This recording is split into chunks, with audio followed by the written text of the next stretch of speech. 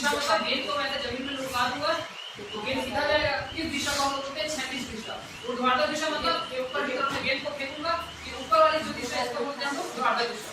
तो ऊर्ध्वाधर दिशा में कोई गेंद है उसको हम लोग ऊपर फेंके, मैंने कोई गेंद ऊपर फेंका और 6 सेकंड बाद गेंद वापस मेरे पास ही लौट करके आया।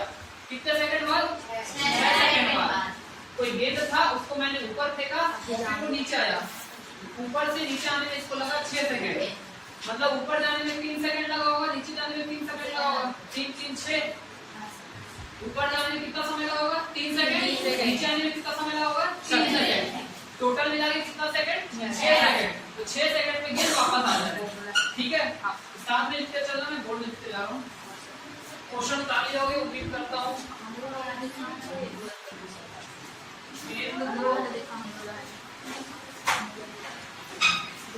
ऊपर जाने में लगा समय 3 सेकंड, गेंद को नीचे आने में लगा समय 3 सेकंड। अतः लिखते चलो साथ में, कुल समय 6 सेकंड। यहाँ तक किसी को कोई दिक्कत नहीं सर। गेंद को ऊपर फेंके हम लोग, 3 सेकंड ऊपर गया और 3 सेकंड को नीचे आने में लगा, कुल मिला के 6 सेकंड। ठीक, अब जब मैं गेंद को ऊपर फेंका तो गति अवस्था में थी, लेकिन जब गेंद नीचे आया, गेंद नीचे आया, वो जमीन पे रुका, तो उस समय उसका वेग क्या हो गया? जब मैंने गेंद को ऊपर फेंका तो उसका कुछ ना कुछ वेग होगा, प्रारंभिक वेग, कुछ तो स्पीड होगा। जब मैंने उसको फेंका, मान लेते 30 किलोमीटर प्रति घंटे के रफ्तार से मैंने गेंद को ऊपर फेंका, लेकिन जब मैंने ऊपर फेंका वापस वो गेंद नीचे आया, गेंद जमीन पर रुका, उस समय उसका स्पीड क्या था? अंतिम वेग। अंतिम वेग गेंद ऊपर गया फिर नीचे आके रुक गया, अंतिम वेग 3 सेकंड। अंतिम वेग 0।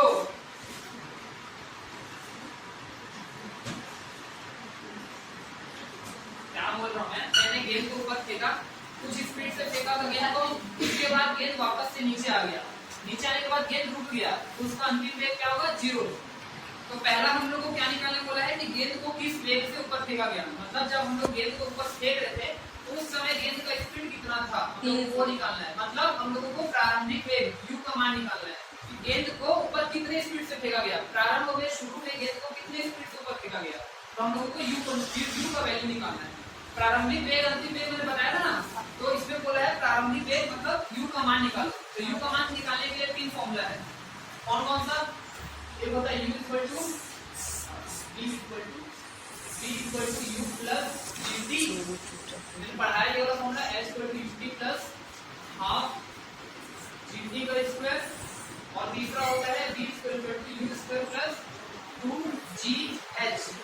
तीनों फॉर्मूला मैंने पढ़ाया है, इसमें भी u है, इसमें भी u है, इसमें भी u है, और हम लोगों को किसका मान निकालना है? u का। तो तीनों में से कौन सा फॉर्मूला का इस्तेमाल करके हम लोग u का मान निकालेंगे, कोई बता सकता है?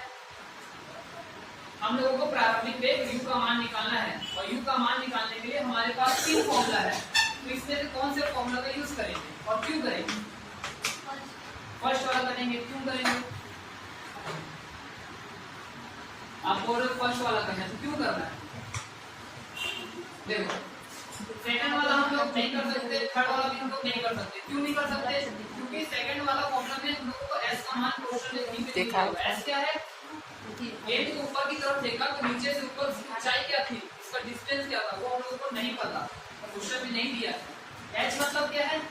हाइट, जमीन से गेंद की ऊंचाई क्या थी, ये हम लोगों को क्वेश्चन में नहीं दिया, इसलिए इस फॉर्मूला का भी यूज नहीं होगा। तो v का मान निकालने के लिए हम लोग को इस फॉर्मूला का इस्तेमाल करना पड़ेगा। u का मान हम लोग को पता है, v का मान हम लोग को पता है क्या? 0। v का मान हम लोग को पता है, g का मान हम लोग को पता है क्या? कितना होता है? 9.8 मीटर पर सेकंड स्क्वायर बताया था मैंने ये भी बोला था कि जब हम लोग क्वेश्चन सॉल्व करेंगे तो 9.8 की जगह हम लोग 10 मीटर पर सेकंड लेकर के करेंगे। मतलब v का भी मान हम लोग को पता है, g का भी मान हम लोग को पता है, t का मान पता है क्या? प्रारंभ में जब हम लोग गेंद को ऊपर फेंके तो नीचे से ऊपर जाने में कितना समय लगा? 3 सेकंड मतलब टी का भी मान हम लोग को पता है, तो डी का मान पता है, जी का मान पता है, टी का मान पता है, तो यू का मान निकल जाएगा, मतलब प्रारंभिक वेग निकल जाएगा। ये तो कितने स्पीड से ऊपर फेंका गया उसका मान निकल जाएगा। समझ आ रहा है क्या बोल रहा हूँ? लेकिन इसमें एक दिक्कत है। दिक्कत क्या है? फॉर्मूला होता है v = u + gt। इस फॉर्मूला का यूज करके हम लोगों को इस u का मान मतलब प्रारंभिक वेग का मान निकालना है। लेकिन जब हम लोग गेंद को ऊपर की तरफ भेजते हैं तो पृथ्वी का गुरुत्वाकर्षण बल उसको नीचे की तरफ खींचता है ना। हम तो गेंद को ऊपर फेंक रहे हैं, गुरुत्वाकर्षण बल उसको नीचे की तरफ खींच रहा है, मतलब हम लोग गुरुत्वाकर्षण के खिलाफ काम कर रहे हैं, उसके विरोध में काम कर रहे हैं।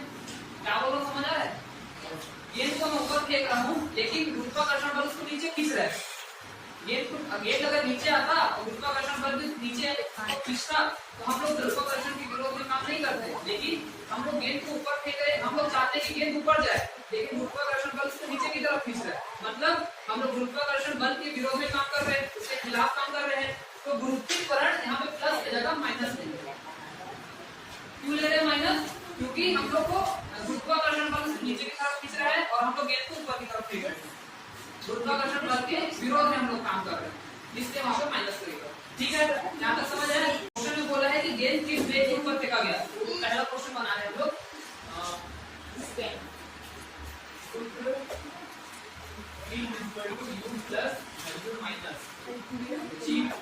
फॉर्मूला है v = u + gt था लेकिन माइनस क्यों लगा यहाँ पे? क्योंकि गुरुत्वाकर्षण बल को नीचे की तरफ खींच रहा है, तो -gt। v का मान है 0, यहाँ से v का मान, u का मान हम लोग को पता नहीं, वो निकालना है हम लोगों को। g का मान 10 मीटर/सेकंड होता है और t का मान 3 सेकंड। 3 सेकंड है गेंद को ऊपर फेंकने में लगा समय 3 सेकंड। 10 × 3 का 30 हो जाएगा, ये -30 है, इधर भेजोगे तो +30 हो जाएगा, मतलब इसका मान कितना है? 30 मीटर/सेकंड। इसका मतलब जब गेंद को शुरू में ऊपर फेंका गया तो कितने स्पीड से फेंका गया था? 30 मीटर/सेकंड की स्पीड से।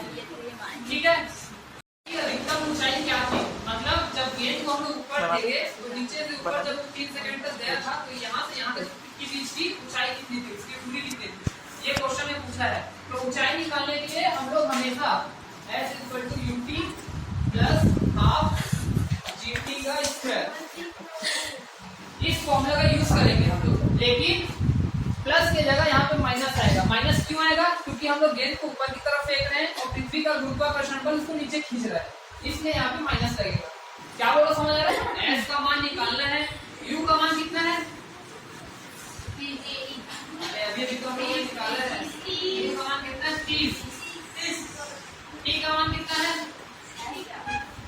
3 सेकंड। 3 -1/2। g का मान कितना है?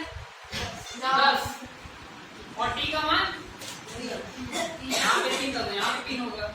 ठीक है, u का मान था 30, t का मान है 3 -½ g का मान है 10 और t स्क्वायर है और t का मान है 3, तो 3 का स्क्वायर हो जाएगा।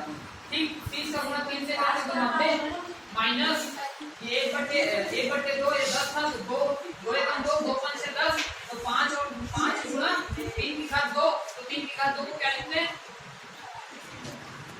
3 की घात 2 मतलब 3 × 3 मतलब 3 से 9, तो 3 की घात 2 को 9 लिखा। Yes sir. फिर 5 से गुणा 9 से करो, 5 दिया 45, तो 90 में से 45 जाएगा, कुछ नहीं रखी, कितना बचेगा? 45 मीटर। s का मान है 45 मीटर, मतलब जब गेंद को हम लोग ऊपर फेंके तो जमीन से गेंद की ऊंचाई कितनी थी? 45 मीटर। ठीक है, ये आंसर है।